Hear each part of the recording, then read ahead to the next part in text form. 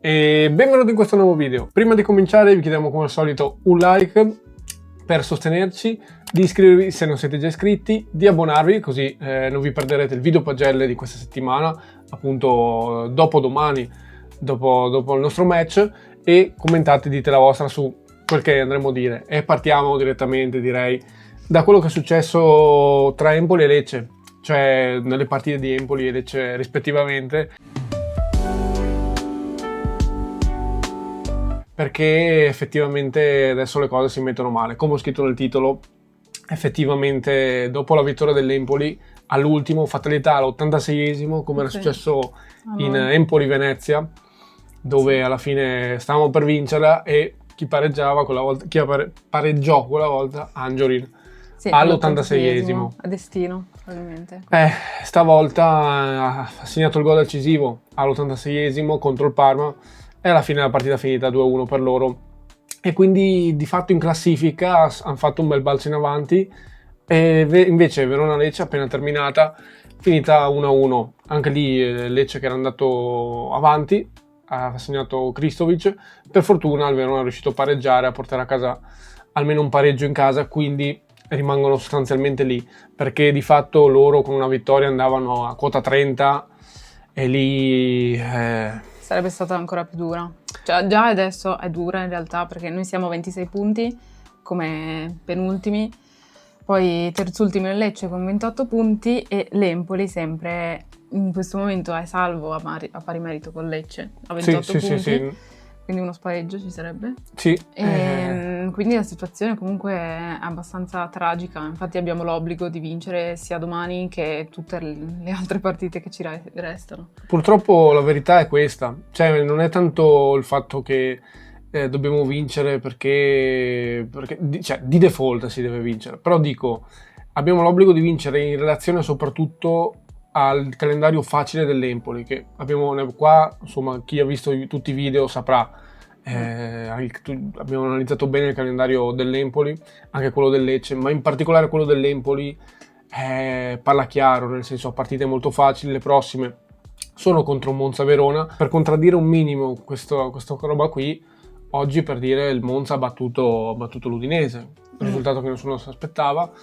Può essere una vittoria episodica, però comunque è una squadra che magari il Monza vuole dare non dico un minimo di senso, però insomma uscirne un po' con orgoglio da questo campionato, dove che comunque la vede retrocessa. Quindi speriamo che metta lo stesso orgoglio appunto anche contro l'Empoli. Comunque di fatto sono due match semplici sulla carta rispetto ai nostri, quelli che ci aspettano, perché comunque dovremo ancora affrontare la Fiorentina e poi avremo Cagliari e Juve, non sono due passeggiate comunque, soprattutto andare a Cagliari. Andare a Cagliari e ospitare la Juve a casa nostra, con una Juve che deve ancora, è ancora tutto aperto. Casinatissimo. Quindi mi sa che sarà tutto aperto fino alla fine, quindi sarà veramente dura. Lì è veramente incasinato anche là sopra, quindi di fatto, cioè, quello che chiedo io è veramente un'impresa titanica alla squadra, perché serve un'impresa titanica per salvarsi in questo momento, ossia devi vincerle tutte e tre.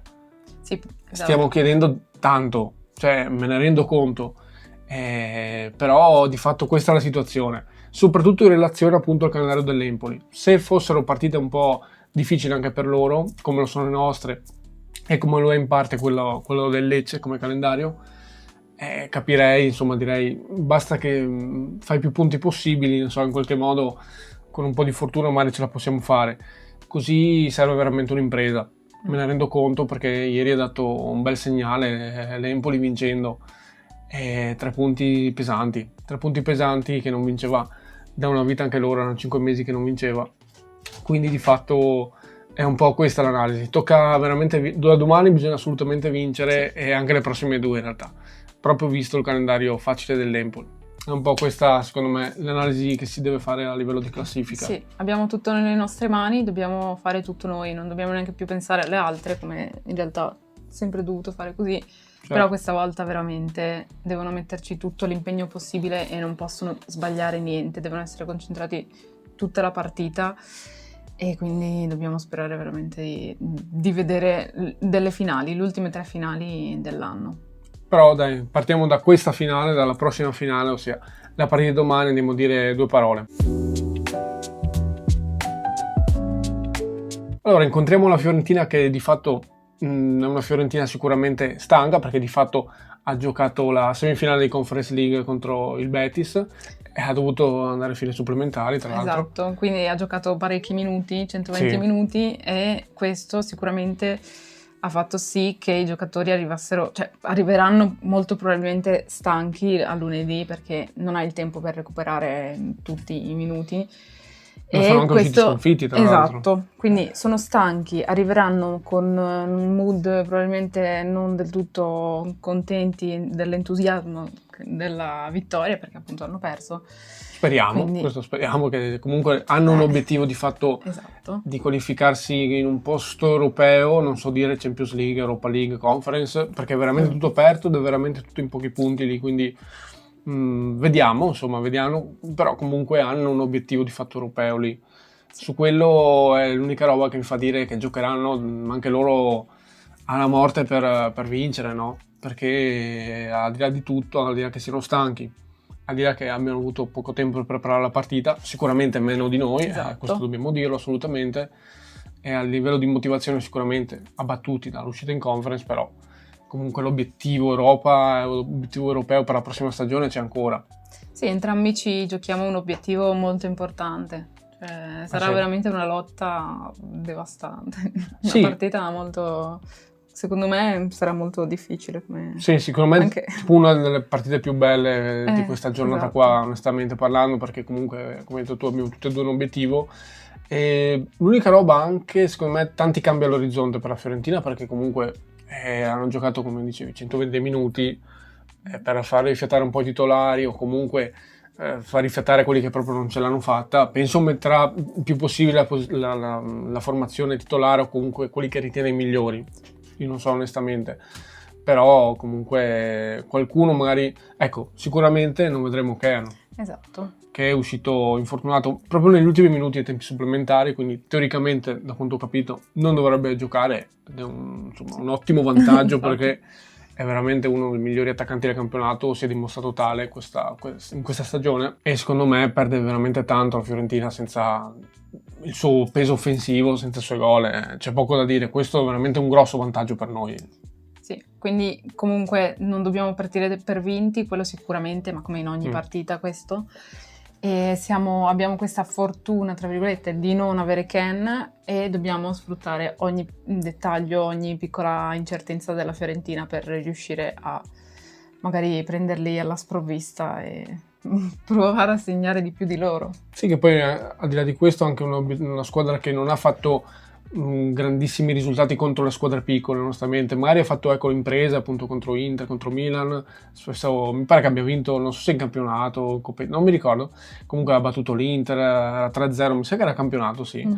E quindi è più tendente a fare risultati importanti contro le big rispetto che contro le piccole, ha più difficoltà statisticamente mi pare, e comunque sì, abbiamo avuto più tempo per preparare la partita di loro, abbiamo più energie, tutte e due abbiamo un obiettivo, però al di là di questo adesso sono abbastanza obnubilato dalla classifica, nel senso che penso solo a quello, veramente, perché non mi aspettavo soprattutto il risultato di Empoli, ci sta, non era totalmente inaspettato, però vederlo è un'altra cosa. Sì, e quindi ci obbliga veramente a vincere. Di fatto questa è la classifica, però guardandola dall'altro lato abbiamo il destino nelle nostre mani, perché in caso di vittoria si andrebbe a quota 29 e di fatto sarebbe veramente tutto nelle nostre mani da qua alla fine del campionato, le prossime 2 partite.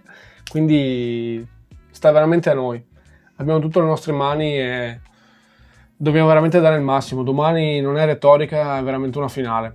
Cioè di fatto lo è ancora di più dopo i risultati maturati tra Empoli e Lecce. Esatto, comunque giochiamo al Penzo, quindi abbiamo questa, tra virgolette, questa cosa a nostro favore. Fattore Penzo. Esatto, perché abbiamo visto che non abbiamo mai vinto fuori casa, l'altra volta contro il Torino non abbiamo neanche lì fatto il miracolo. Ce la stavamo per Esatto. fare, però vabbè, è successo quel che è successo, lasciamo stare, non parliamone più. Esatto, quindi fuori casa non si può vincere, abbiamo capito, e in casa bisogna vincere. Dovremmo sfatarlo contro il Cagliari, Magari. speriamo bene, però comunque sì, il fattore penso deve essere una chiave importante per riuscire a portare a casa questi 3 punti, quindi mi raccomando e speriamo bene, ci risentiamo domani per il post partita, quindi attivate la campanella così non vi perdete il post partita che uscirà intorno alle 8 quando finirà la partita. Vi ricordiamo di lasciare un like se vi è piaciuto questo video, di iscrivervi al canale se non siete già iscritti, potete anche abbonarvi se volete sostenerci in un altro modo. Usciranno anche le pagelle. Esatto, per gli abbonati. Sì, esattamente. E attivate la campanella per non perdervi nessun video. È sempre Forza Venezia. È sempre Forza Unione. Dai,